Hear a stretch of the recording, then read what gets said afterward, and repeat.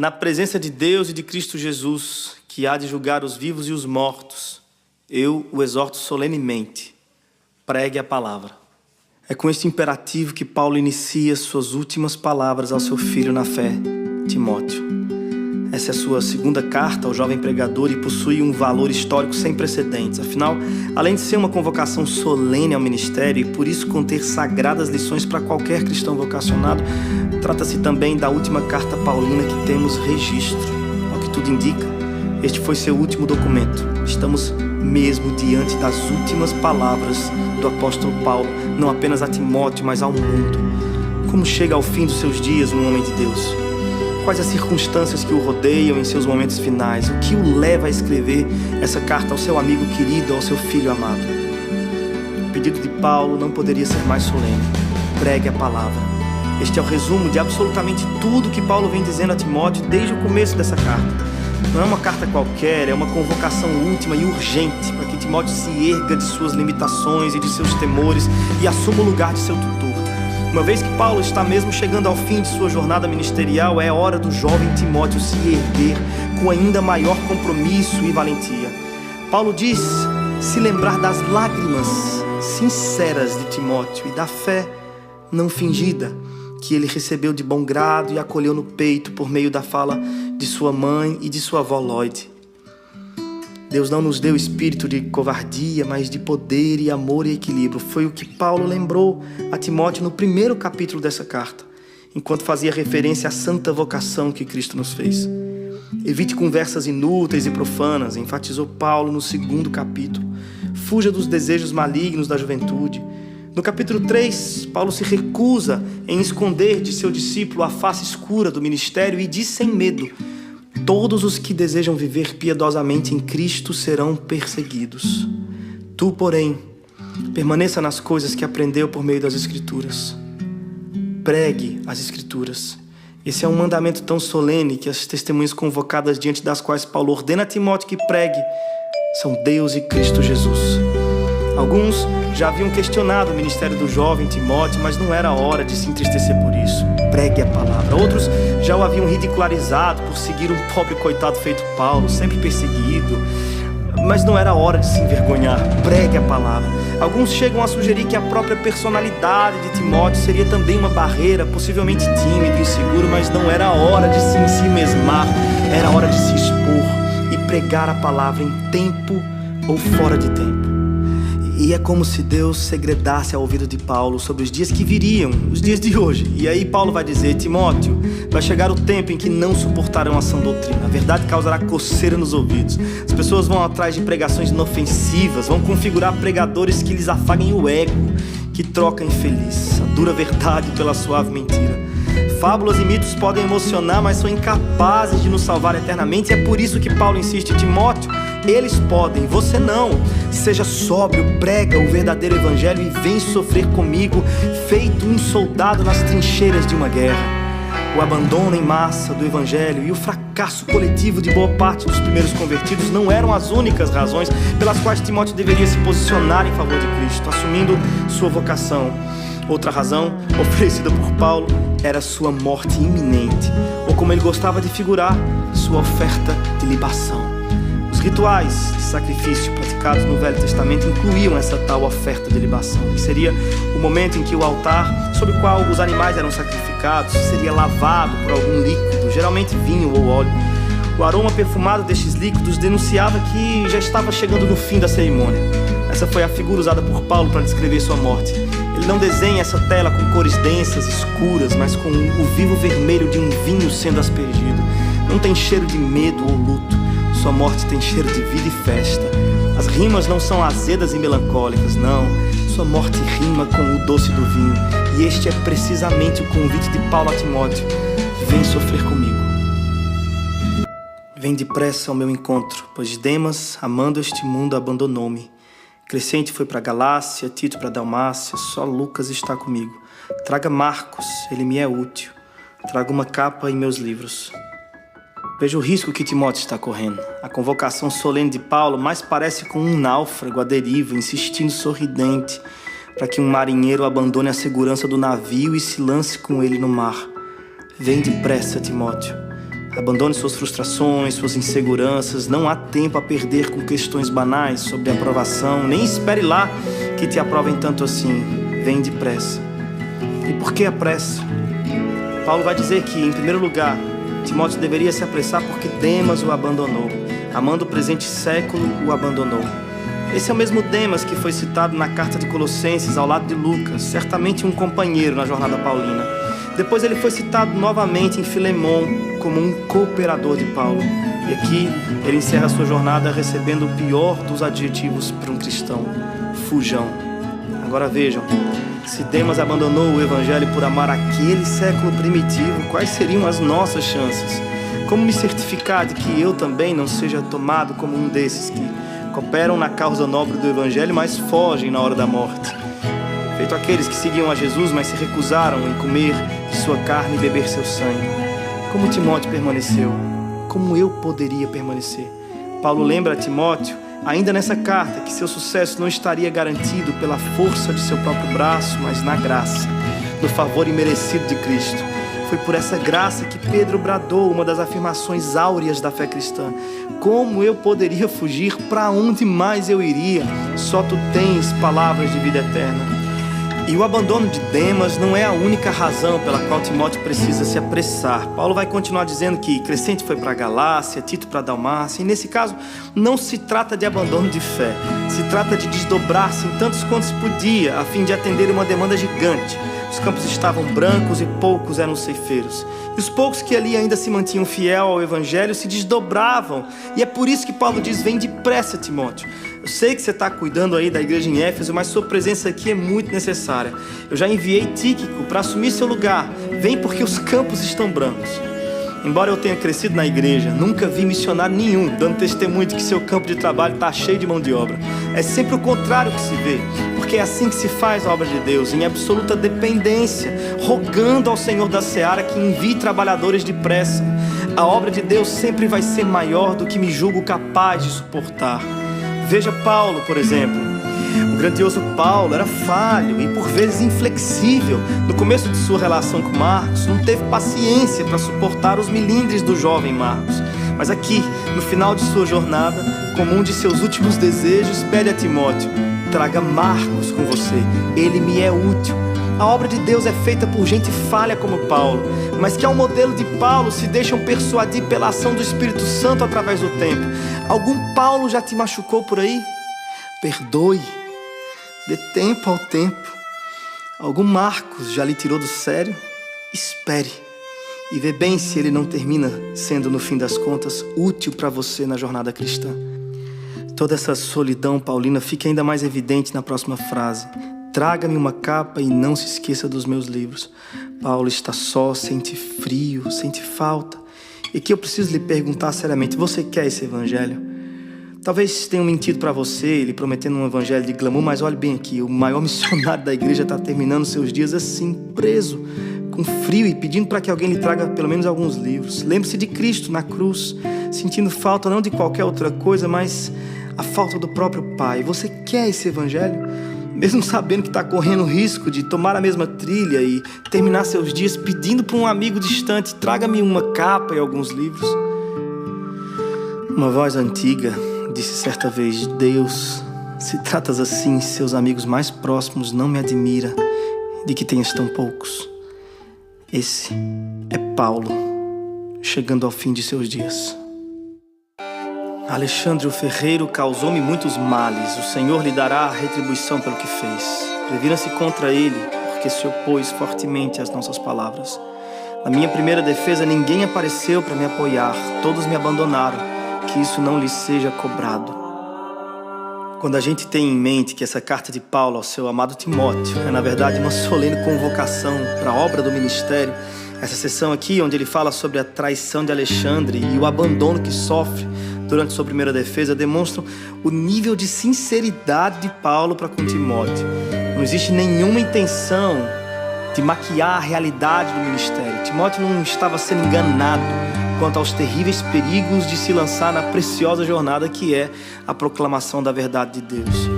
Enquanto o velho Paulo prepara seu jovem sucessor para a realidade das dores do ministério, ele poderia dar vários conselhos. Quando o assunto era sofrimento e perdas, ninguém melhor para rechear a pauta de experiências pessoais do que Paulo. Ele podia falar sobre a dor das chicotadas ou dos aprisionamentos nas argolas aí das masmorras. Ele podia falar para Timóteo sobre naufrágios, apedrejamentos. Tudo isso Paulo sofreu, tudo isso poderia sobrevir a Timóteo. Mas o que Paulo considera de singular importância, no fim das contas, é preparar Timóteo para a traição no campo. Timóteo, Alexandre, isso dói. Se até mesmo o nosso Cristo teve de passar pelo amargo anoitecer de um beijo amigo que o levou diretamente aos braços de seus perseguidores, estaria Paulo livre de sofrer o mesmo? Deveria Timóteo se enganar quanto à real possibilidade de provar também em sua face esse beijo? Ao que tudo indica, segundo alguns comentaristas, Alexandre teria sido alguém influente com quem Paulo poderia ter contado durante seu primeiro julgamento, mas ao invés de oferecer ajuda no caso de Paulo, Alexandre teria sido seu principal opositor durante a sessão de sua defesa. E como se não bastasse, lá está o velho Paulo, lançado feito um animal, amarrado diante de sua presa. Se levanta com dificuldade para falar em sua defesa, mas quando olha ao seu redor, encontra os magistrados, seus perseguidores estão lá, tem até os curiosos, mas não acha sequer um rosto amigo. O velho Paulo está vivendo seus dias mais difíceis em absoluta solidão. Ele que tanto desejou partilhar dos sofrimentos de Cristo se vê agora como ele em sua cruz, abandonado por seus amigos. Quem de nós suportaria essa pressão sem amaldiçoar a si mesmo, sem desacreditar a sua própria jornada? Valeu a pena, Paulo. Vê bem aí ao seu redor, gastou sua vida em favor de tanta gente, abraçou tanto por aí, e no dia de sua terrível dor, quantos estão aqui para lhe devolver esse abraço? Valeu a pena, velho Paulo.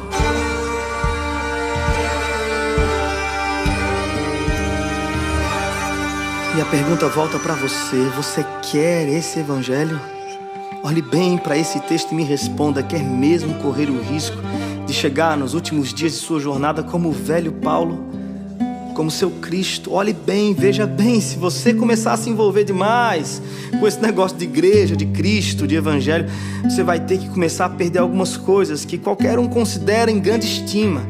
Se seu envolvimento chegar até o pescoço, é possível que perca alguns amigos, talvez aquela promoção tão sonhada na carreira profissional, porque as ideias do evangelho vão bagunçar sua cabeça de uma forma bem estranha a princípio. E você corre sérios riscos de ter de reconfigurar sua postura pública e privada.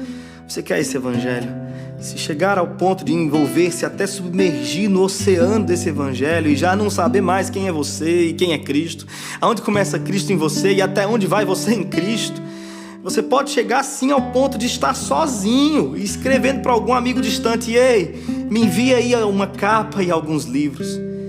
Mas as Escrituras garantem que não é possível de forma nenhuma que você chegue ao seu último dia sem a presença do mesmo Cristo que lhe encontrou, com o mesmo olhar compassivo que lhe acolheu. Paulo continua o texto dizendo: mas o Senhor permaneceu ao meu lado e me deu forças para que por mim a mensagem fosse plenamente proclamada. O Senhor me livrará de toda obra maligna e me levará a salvo para o seu reino celestial. A Ele seja glória para todos sempre. Amém. O convite do velho Paulo ao seu amado Timóteo não era para se jogar em absoluta insegurança no mar revolto, afinal de contas, não. Era o oposto. O convite de Paulo era para que Timóteo subisse ao navio mais firme. Aliás, que subisse na rocha inabalável que é Cristo. Por isso a insistência. Timóteo, eles podem regredir, pode acontecer de aquele lá te trair e o outro te machucar.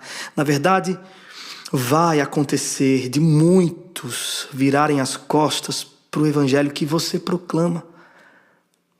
Tu, porém, permaneça firme. Timóteo, eles podem, você não. E se perder tudo que tu tens aí, se alegre então por saber Deus está aí.